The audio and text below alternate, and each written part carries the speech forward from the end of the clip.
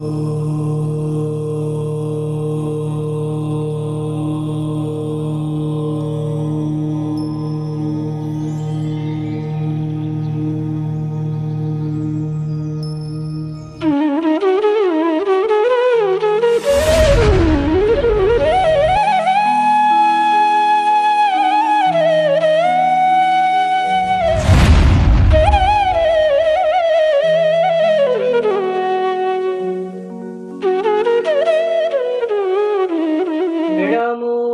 अरिहन्ताणं नमो सिद्धाणं नमो आयर्याणं नमो वज्रायाणं नमो लोय सवसाहुरम्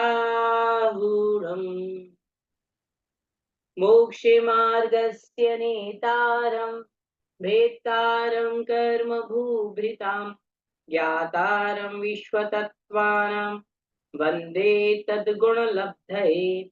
केवले पंच परमेशी भगवान की जय। आचार्य भगवान पूज्यपाद स्वामी महाराज की जय। आचार्य भगवान विद्यासागर जी महाराज की जय। आचार्य श्री समय सागर जी महाराज की जय। जगत पूज्य मुनिपुंगव सुधा सागर जी महाराज की जय। आज शनिवार है। लगभग हमने 20 सूत्रों को पढ़ लिया था। आज की कक्षा में हम पूरे 20 सूत्रों का रिवीजन करेंगे।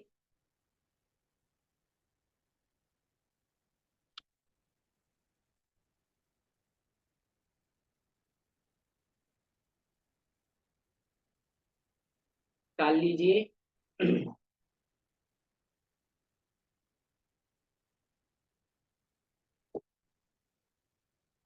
छठा अध्याय।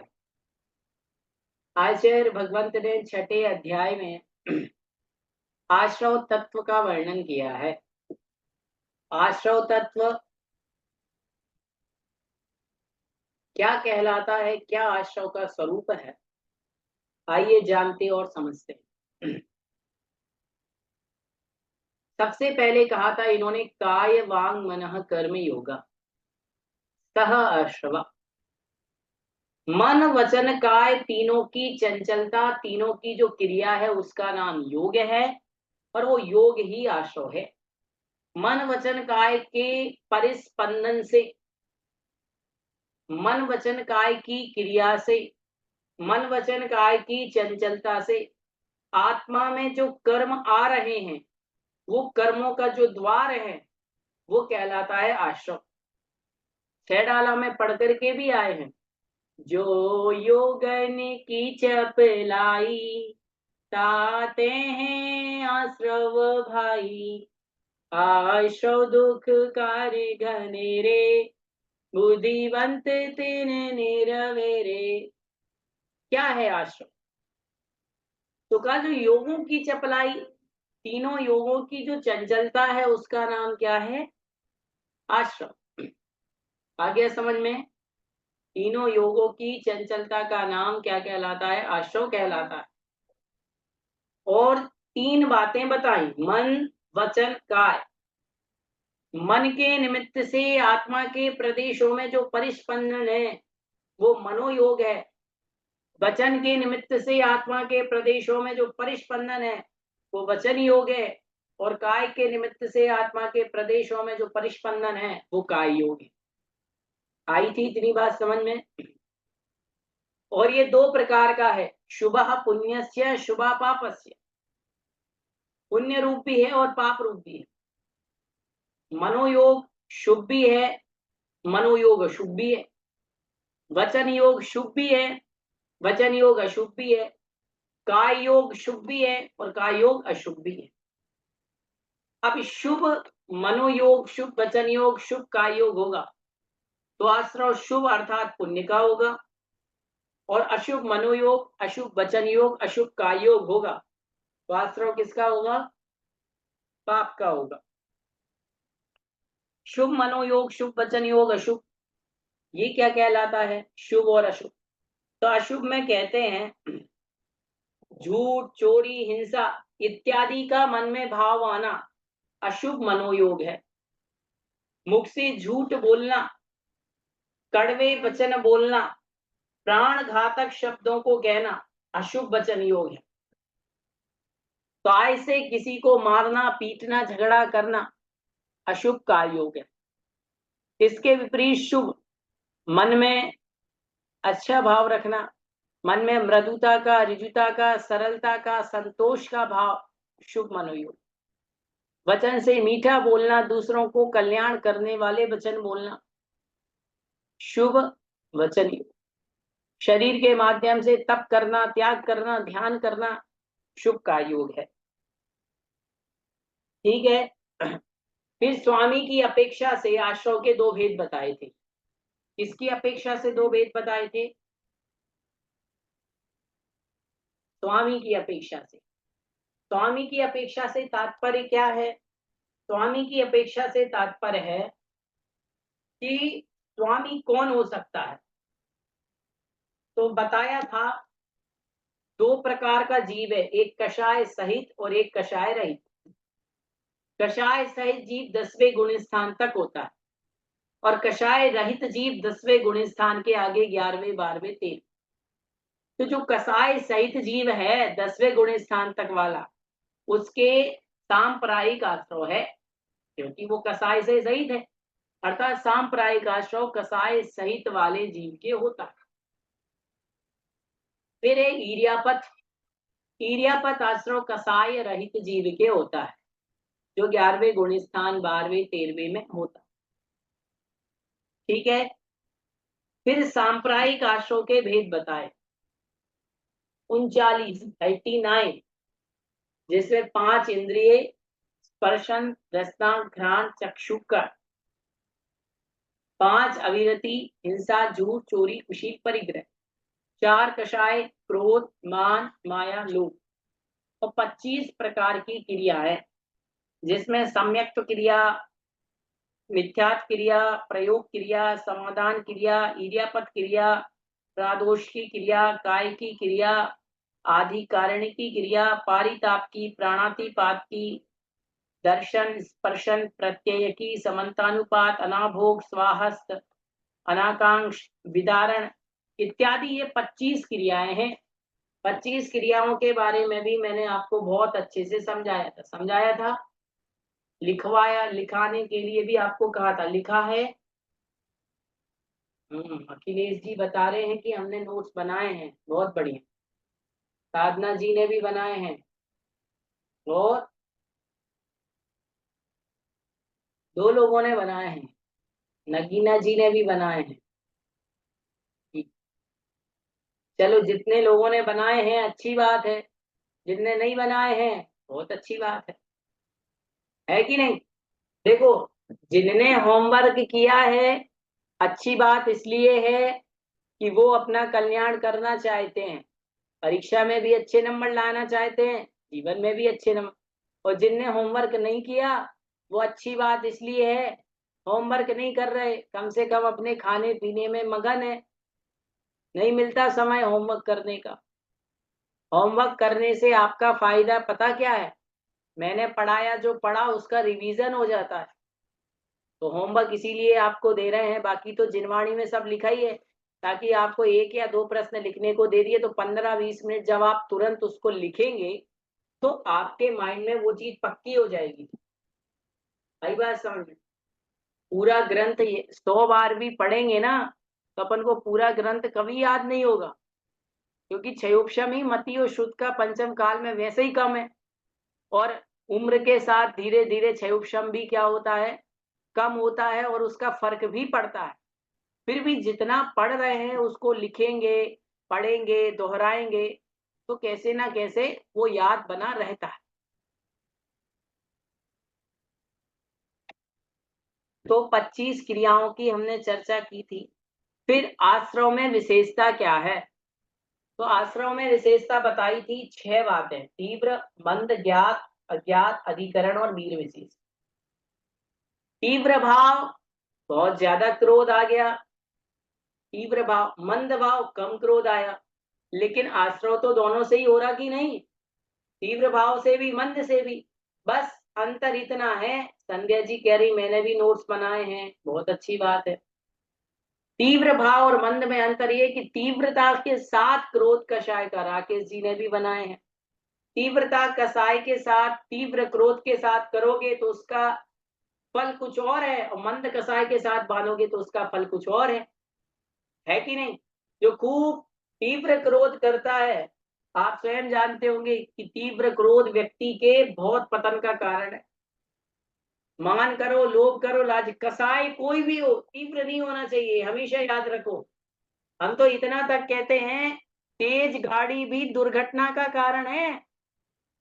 सुन लीजिए आप, तेज गाड़ी चलाना दुर्घटना का कारण है। उसी प्रकार से बहुत तेज किसी भी चीज के परिणाम करना, वो भी दुर्घटना के कारण है।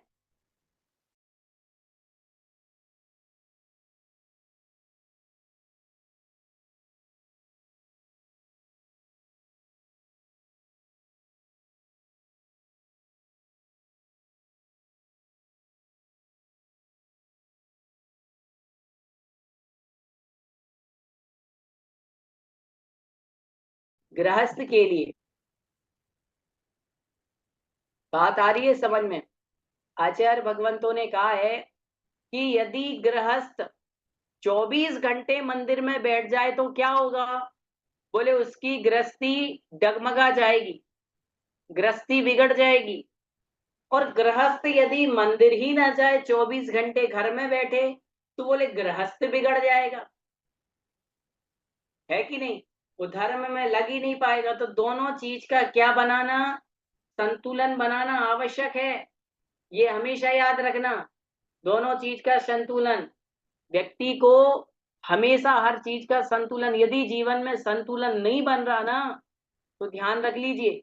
इसीलिए हमेशा कहते हैं कि जीवन है, गृहस्थ है, क्रोध आएगा, मान आएगा, लालच आएगी, मायाचारी आएगी, लेकिन बस इतना ध्यान रखना है कि जब क्रोध आए उदय में, तो उसका रिएक्ट ना हो। और रिएक्ट यदि हो रहा है तो कहीं उसका परिणाम कोई भयंकर ना हो, इस बात का ध्यान रखना है। इसलिए स्वाध्याय कराया जा रहा है। और यदि कोई हमारे ऊपर क्रोध कर रहा है तो क्या रिएक्ट करना है, वो भी ध्यान रखना है। सुन लीजिए, कोई हमें गाली दे रहा है तो हमें अपने परिणाम मंद रखने हैं, समता वाले रखने हैं। ये भी बहुत बड़ी चीज होती है, ये ध्यान रखना। आचार्यों ने शास्त्रों में लिखा हुआ है, तलवार का उपसर्ग भी तलवार का उपसर्ग अकेला उपसर्ग नहीं होता, वाणी का उपसर्ग भी उपसर्ग ही होता है। ये ध्यान रखना।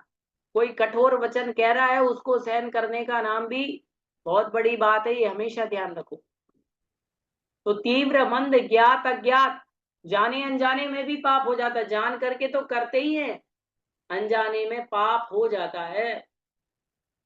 पानी छानते हुए जीव मर सकते हैं, ये ध्यान रखना। आप खूब देख करके झाड़ू लगा रहे हो, फिर भी अनजाने में कोई जीव मर गया। फिर अधिकरण और वीर विशेष। अधिकरण, अधिकरण मतलब द्रव्य का ग्रहण किया, आधार है। किस कारण से जीव कर्म का आश्रय कर रहा है, क्या आधार है, कषाय है, क्या चीज है, क्या कारण है, बस।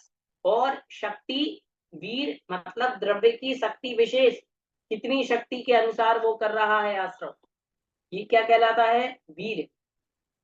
फिर है अधिकरण के दो भेद किए थे जी, जीवाधिकरण और अजीवाधिकरण।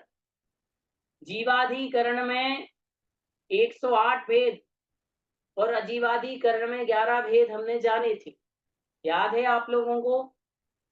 जीवाधिकरण के दो भेद, हाँ साधना जी बोल रही याद है, बहुत बढ़िया। जीवाधिकरण के दो भेद, सबसे पहले समझना सामान्य से, अधिकरण के दो भेद, जीवाधिकरण और अजीवाधिकरण। फिर जीवाधिकरण में पहुंचे तो 108 और अजीवाधिकरण में 11। अब 108 वो कैसे किए थे, तो हमने जाना था समरंभ, समारंभ, आरंभ, कृत कार्य तन्मोदना, मन वचन काय और चार कषाय। समारंभ का मतलब जाना था हमने, प्रयत्नशील होना, किसी भी काम के लिए प्रयत्नशील होना। कोई भी जीव हिंसा करने जा रहा है तो उस कार्य के लिए प्रयत्नशील। किसी भी प्रकार का आप कार्य करने जा रहे हैं तो उसकी पहले मन में मानसिक योजना बनाना। योजना बनाते हो कि नहीं? बताइए, बनाते हैं?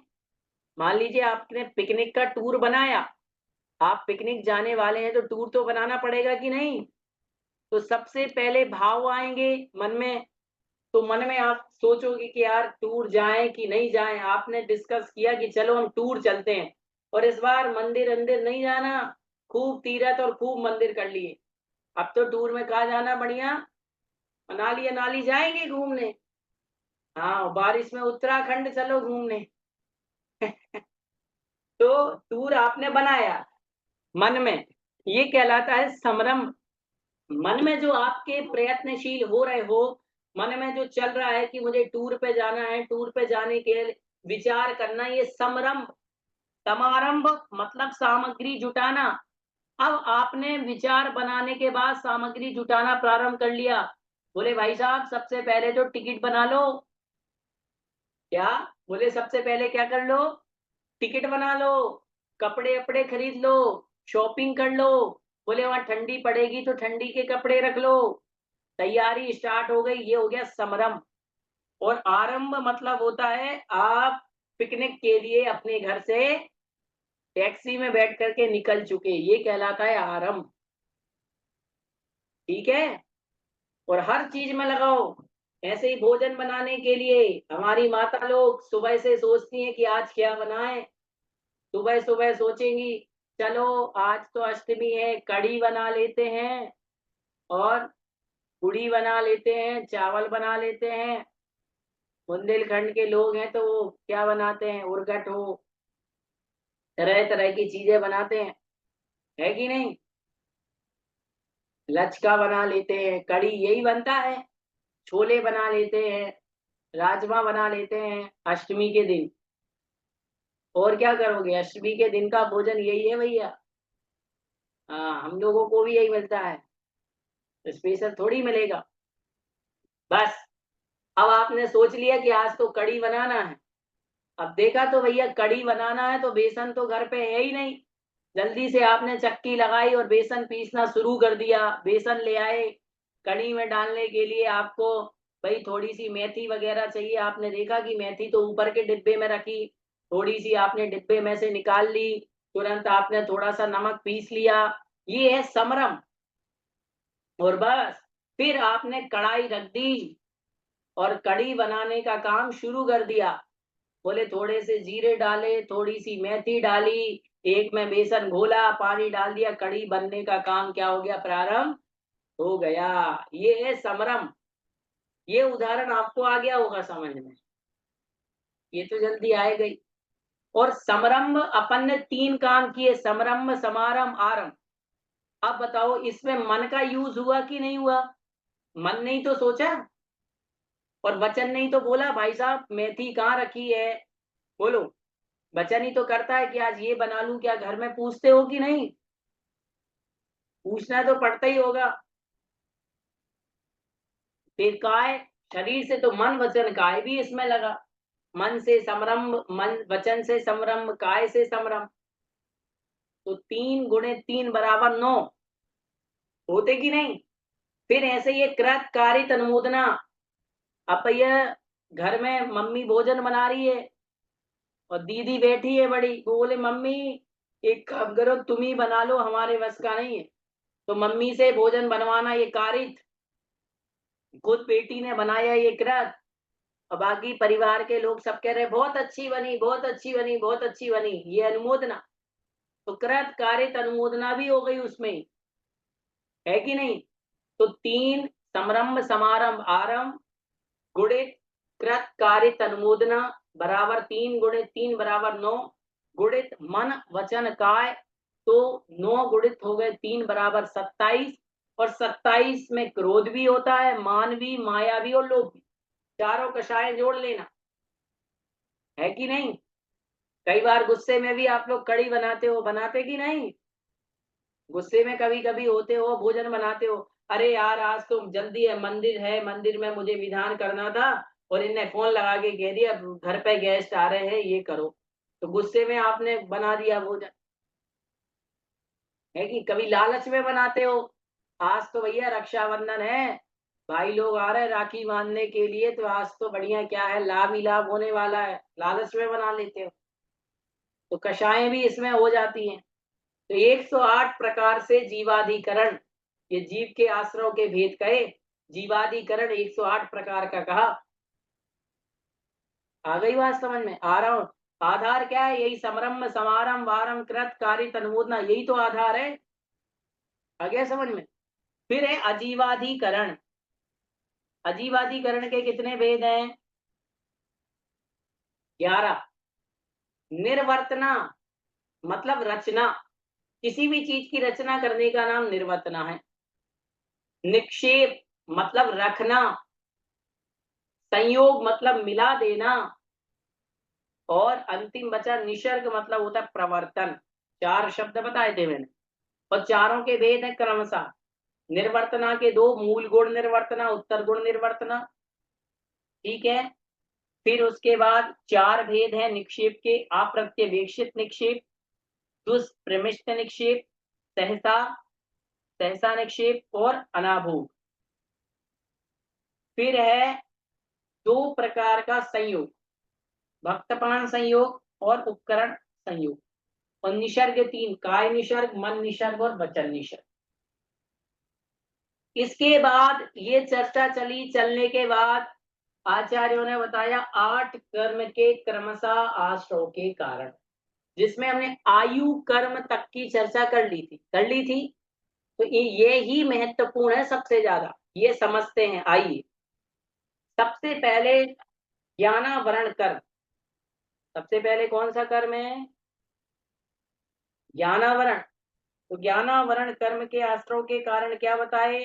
प्रदोष, निन्नव, मास्तर, अंतराय, असाधन और उपघात। और दर्शनावरण के भी यही है, ज्ञानावरण और दर्शनावरण के सेम है, बस अर्थ बदल जाएगा, ये ध्यान रखना। ठीक है। सबसे पहले प्रदोष। प्रदोष मतलब तत्व ज्ञान की प्रशंसा नहीं सुहाना। कोई प्रशंसा ही नहीं कर रहा है, कोई तत्व ज्ञानी है उसकी आप प्रशंसा नहीं कर रहे हो, धर्मात्मा की प्रशंसा नहीं कर रहे हो, ये कहलाता है प्रदोष। कोई मंदिर जा रहा है उसके बारे में अच्छा नहीं बोल पा रहा है, उल्टा बुराई और कर रहे हो, ये कहलाता है प्रदोष।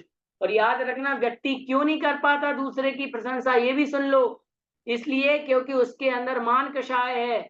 मान कषाय कभी दूसरे की प्रशंसा मुख से नहीं निकलने देगी, ये हमेशा याद रखना। और जिसके अंदर मान कषाय नहीं होती, वो खुल के दूसरों की प्रशंसा करता है। दूसरों की प्रशंसा करने से उच्च गोत्र का बंद होता है, उच्च गोत्र का आश्रय होता है, अभी पढ़ेंगे हम।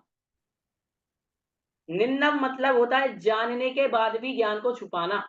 अब कोई भी कारण हो सकता है, आप जानते हो फिर भी ज्ञान को छुपा रहे, निंदा। और मात्सर्य में ईर्ष्या के वशीभूत होकर के ज्ञान को छुपाना। एक तो आपने ज्ञान को छुपाया, हो सकता है कोई अच्छा कारण भी हो, लेकिन कर्म तो बंधेगा ही। लेकिन आप मात्सर्य में तो ईर्ष्या कर रहे, जलन कर रहे। बताओ, कोई ज्ञानियों से जलन करता है? पढ़ने वालों से, स्वाध्याय करने वालों से करना चाहिए क्या? बताइए आप। नहीं। हाँ। अरे आज के समय में दुनिया में अपन धर्म अकेला नहीं देखो, इतनी दुनिया में करोड़ों लोग पढ़ रहे, बच्चे पढ़ रहे, आपस में एक दूसरे से ईर्ष्या करते रहते हैं, जिसके कारण संयोग सब कम हो जाता है। हमेशा हमारे गुरुजी सिखाते थे कि व्यक्ति का कंपटीशन वो खुद से ही होता है, दूसरे से नहीं होता। बोले पहले टेस्ट में मेरे 50 में से 45 नंबर आए थे, दूसरे टेस्ट में 50 में से 50 ला के दिखाऊंगा। खुद से ही कंपटीशन करो, पहले वर्ष में कितने नंबर आए आपके, दूसरे वर्ष में कितने आए। कंपटीशन खुद से होना चाहिए, दूसरे से नहीं। अब बताओ, सब अपने घर में बैठे हैं, क्या करना किसी से कंपटीशन? जो ज्यादा नंबर लाएगा, जो कम नंबर लाएगा, तो कम नंबर वाला क्या नरक जाएगा? ज्यादा नंबर वाला क्या स्वर्ग चला जाएगा? ऐसा नहीं है। आचरण है, आचरण जो जैसा लाएगा उससे होने वाला है। तो ज्ञान में कभी ईर्ष्या नहीं करना। ईर्ष्या आप ज्ञान में करोगे तो ज्ञान क्या हो जाएगा, घट जाएगा। ठीक है, एक बात बताइए, हमें कम ज्ञान है तो हम किसी बड़े से ईर्ष्या करें क्या? बोलो आप। ज्ञान कम है, लेकिन ऐसा तो नहीं है बिल्कुल ना हो। ज्ञान कम होना और ज्ञान का बिल्कुल ना होना, दोनों में अंतर है या नहीं? बच्चों को हम पढ़ाते हैं, उनको 3 बातें सिखाते हैं। नित्य देव दर्शन, पानी छान करके पीना, रात्रि भोजन त्याग। और कहता हूँ बेटा तुमने ये 3 बातें सीख ली, मतलब तुमने 30 शास्त्रों का सार समझ लिया। बताइए आप। 30 शास्त्र आपको ऐसे मिल जाएंगे जिनमें पानी छानने का, इन्हीं चीज का वर्णन है। श्राप का चारों को उठा करके देखो, 32 प्रकार के श्राप का चार। सबसे पहले यही सिखाते हैं, नित्य देव दर्शन, पानी छान करके पीना, रात्रि भोजन त्याग। यही सिखाते हैं 7 व्यसनों का त्याग करो। यही सिखाते हैं 8 मूल गुणों का पालन करो। बताइए, सिखाते कि नहीं? और ये बातें सीख ली तो बहुत बड़ी बात है। इसीलिए कहते हैं कि ये नहीं देखना कि हमें कम है, ये देखना कि हमें नहीं है तो बात अलग है ना। और धीरे धीरे पढ़ रहे तो आएगा, तो कभी ईर्ष्या करना ही नहीं। ईर्ष्या कब होती है? या तो कोई हमारी टक्कर का हो, या हमसे कोई थोड़ा सा आगे हो, उससे ईर्ष्या होगी। तो ये मैंने बता दिया। फिर था अंतराय, ज्ञान में विघ्न डालना, दर्शन में विघ्न डालना। ज्ञान में विघ्न डालोगे तो ज्ञानावरण बनेगा, दर्शन में विघ्न डालोगे तो दर्शनावरण बनेगा। ध्यान रखना। असाधन, दूसरे के द्वारा प्रकाशित ज्ञान को रोकना। कोई किसी को पढ़ा रहा है, आपने रोक दिया। कोई दर्शन करने के लिए जा रहा था, आपने रोक दिया। उपघात, प्रशस्त ज्ञान में दोष लगा देना। दोष ही लगा दिया आपने, ज्ञानी के दोष लगा दिया, उसके ज्ञान में दोष लगा दिया। इसके बाद ये तो ज्ञानावरण और दर्शनावरण के हुए। सामान्य से जनरल बात और बता देता हूं मैं आपको। 3 बातें होती हैं जो मैंने बताई थी, ज्ञानी, ज्ञान के साधन और ज्ञान। इन 3 की अभिनय कभी नहीं करना। यदि इनकी अभिनय करोगे तो ज्ञानावरण कर्म बनेगा। ज्ञानी, जो भी हमसे बड़े हैं, जिनको धर्म का ज्ञान है, अथवा छोटे ही क्यों ना हो, कभी भी उनकी अभिनय नहीं करना। ज्ञान, ज्ञान की कभी अभिनय नहीं करना, क्योंकि ज्ञान आपके लिए केवल ज्ञान तक पहुंचाने का साधन है। और ज्ञान के साधन, उनकी भी रिस्पेक्ट करो। सुन लीजिए, ये पेंसिल है तो ऐसा नहीं कि ये पेंसिल को आप फेंक दो, जमीन में रख दो। ये डायरी है तो इसको फेंक दो। हमेशा याद रखो, इसके जो पेज बचते हैं ना, इसके पेज को हम जो डस्टबिन में और इधर उधर फेंक देते, बहुत बड़ा पाप का साधन है। सुन रहे हो आप लोग? एक बात बताऊं, एक महिला थी, हमने देखा उसको, छोटा सा उनका बच्चा था। बच्चा 1 डेढ़ साल का होगा, तीर्थ यात्रा पे थे। तो बच्चे ने डाइपर पहना हुआ, डाइपर जानते ही हो। डाइपर में बच्चे ने गंदगी कर ली। उन्होंने डाइपर लिया, न्यूज़पेपर में लपेटा और उन्होंने उसको फेंक दिया डस्टबिन में।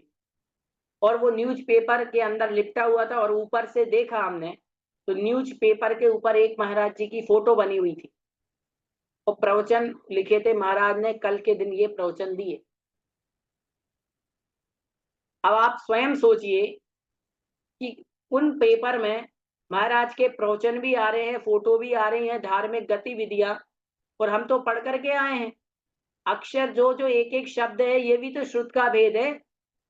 श्रुत के 2 अनेक और 12 भेदों में अनेक भेदों में आ गया कि नहीं? फिर बताइए, इससे 11 वर्ण कर्म का घोर आश्रय होगा कि नहीं होगा? बताओ, बोलो आप। होगा। इसलिए ऐसी कई छोटी छोटी चीजें जिनका ध्यान रखना। ये तो मैंने आपको एक एग्जाम्पल दे दिया। अब न्यूज़पेपर में आपको क्या करना है, वो आप समझते हो कि उसका क्या हमारे लिए अच्छा काम में लाना है, बुरे काम में नहीं। यदि आपको यूज करना है तो आपको जानना चाहिए कि आज बिना लिखे हुए पेपर आते हैं बाजार में। ब्लैक कलर की पन्नी आती उनमें भरो वो कचरा फेंक दो, प्लास्टिक की पेपर की पन्नी आती उनमें कचरा भरो और फेंक दो। लेकिन जिस पे लिखा है एक शब्द, उसका हमें ऐसा यूज अनादर नहीं करना चाहिए। फिर है वेदनीय, वेदनीय के दो वेद, साता और असाता। साता वेदनीय जो सुख देता है, असाता वेदनीय जो दुख। तो असाता वेदनीय के आश्रव के कारण कहे दुख, शोक, ताप, आक्रंदन, वत, परिदेवन।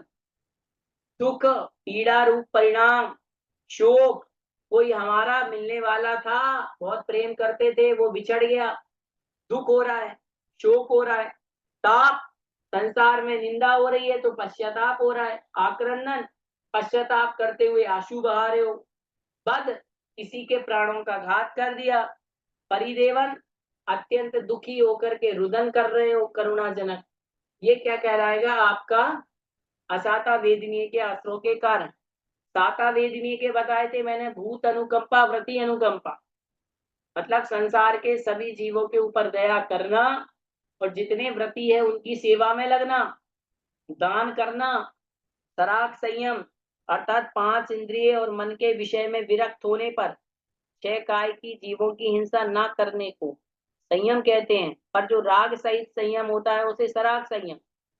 यह संयम छठे गुण स्थान से 10वें तक मुनिराजों के होता है। ठीक है। फिर योग, शांति, सोच, ये सब भी किसके कारण है? आपके साता वेदिनी के आश्रय के कारण है। फिर मोहिनीय कर्म, जो आत्मा के दर्शन और चारित्र गुण का घात करता है वो मोहिनीय कर्म। मोहिनीय के 2 भेद जाने थे, दर्शन मोहिनी, चारित्र मोहिनी। तो दर्शन मोहिनी के लिए तो कहा था केवली सुत संग धर्म देवा अवर्णवादो दर्शन मोहस्य। केवली भगवान का अवर्णवाद, संघ का अवर्णवाद, शुद्ध का अवर्णवाद, धर्म का अवर्णवाद और देव, इन पांचों के अवर्णवाद को दर्शन मोहिनी के आश्रव का कारण कहा। दर्शन मोहिनी का तीव्र आश्रव होता है। और चारित्र मोहिनी के लिए कषायों की तीव्रता को चारित्र मोहिनी के आश्रव का कारण कहा। और इसमें 4 प्रकार की जो कषाय है, अनंतानुबंधी, फिर उनके 4-4 भेद हो जाते तो 16, और हास आदि जो 9 कषाय हैं उनके अलग अलग हमने आश्रव के कारण जाने थे। कि किसी की हंसी उड़ा रहे हो तो भाई हास्य का होगा, नपुंसक, पुल्लिंग, हमने सबका जाना था। तो चारित्र मोहिनी हो गया। फिर आयु कर्म की चर्चा भी हमने की थी। आयु कर्म में हमने आपको बताया था 4 प्रकार की आयु है, नरकायु, तिर्यंचायु, देवायु, मनुष्यायु। सबसे पहले इसमें आयु आई थी नरक आयु। नरक आयु में बहुत आरंभ और बहुत परिग्रह। नरक आयु के आश्रव का कारण कहा कि कोई व्यक्ति बहुत आरंभ और बहुत परिग्रह करता है तो वो नरक आयु में जाता है, अर्थात वो नरक आयु का क्या कर रहा है? आश्रव कर रहा है। इसलिए हमें अल्प आरंभ और अल्प परिग्रह करना चाहिए ताकि मनुष्यों में जाए। क्योंकि नरकों में क्यों जाते हैं? बहुत बहुत करते हैं। और भी इसके कारण जाने थे, किसी का धन हड़प लेना, हिंसा आदि क्रूर कार्यों में लगना, इंद्रिय के विषय में अत्यंत आसक्ति, मरने के समय कृष्ण लेश्या और रौद्र ध्यान, ये 4 हमने नरक आयु के आश्रव के कारण, और भी 4-5 ये जाने थे। फिर मायाचारी करने से तिर्यंचायु का आश्रव होता है। और सील रहित जीवन बिताना, अति संधान प्रियता, मरण के समय नील का पुतलेशा, ये तिर्यंचायु के आश्रव के कारण है।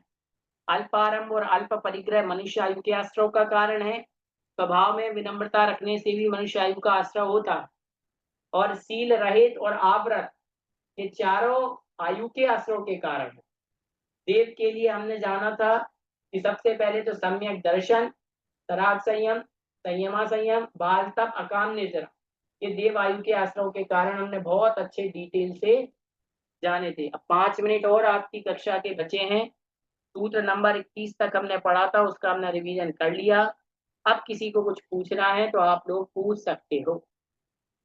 पूछना है किसी को कुछ? होमवर्क जिसने किया है ठीक है, नहीं किया तो वो अभी तक का सारा होमवर्क एक साथ आप कर लीजिए। निधि जी पूछिए, माइक शुरू कीजिए। जय जिनेन्द्र भैया जी। जय जिनेन्द्र।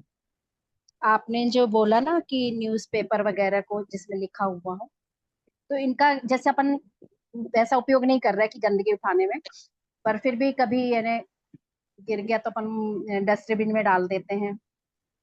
तो ये तो अब समझ में आ गया कि इससे अपन को नहीं करना, लेकिन अब इनका जैसे बेच देते हैं तो उसमें भी वो ज्ञानवर्णी कर्म का वो होगा क्या? बिल्कुल होगा, बिल्कुल। और बहुत देखिए, सारी किताबें हैं। हाँ, देखिए आपको बहुत बहुत सारी अच्छी बात जैसे बताऊं। धर्म की किताबें आती हैं यानी जैसे समझ गया मैं आपकी पत्रिकाएं बात। आती हैं। हाँ। देखिए, दो बातें हैं। हमारे जैनागम में पहले ही लिखा हुआ है, परिग्रह और लालच कम करो। आपको जितने यूज की आवश्यकता है आप उतनी किताबें, हम लोग साधु संतों के पास जाते हैं, कहीं भी गए कहीं से कोई किताब ले आए, समझ रहे हो।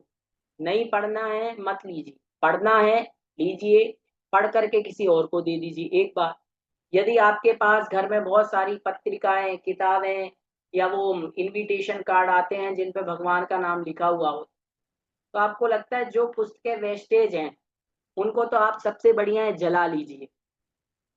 जला करके, जैसे ऐसे कोई पेज है धर्म का लिखा है, जला करके, है ना, उनकी राख जब बन जाए तो उनकी राख को या आप नदी में प्रवाहित कर दें, कुएं में डाल दें।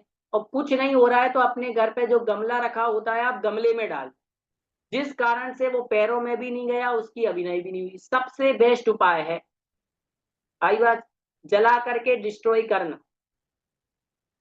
अब न्यूज़पेपर इत्यादि हैं, बहुत सारे हो जाते हैं, तो उनके लिए भी यही उपाय, यदि पाप से बचना है तो। और नहीं है तो आप घर में जैसे पुस्तकों में कवर चढ़ाना, दीवालों पर चिपकाना, ऐसी चीज में यूज कर लो जिससे उसकी अभिनय ना हो, पैरों में ना आए हो। इस बात का आपको ध्यान रखना है, ठीक है, यही कह रहा हूँ। और रही बात जो बड़े शास्त्र हैं, किताबें हैं, उनका क्या करें, तो वो क्या होती है, रिसाइकलिंग होती है।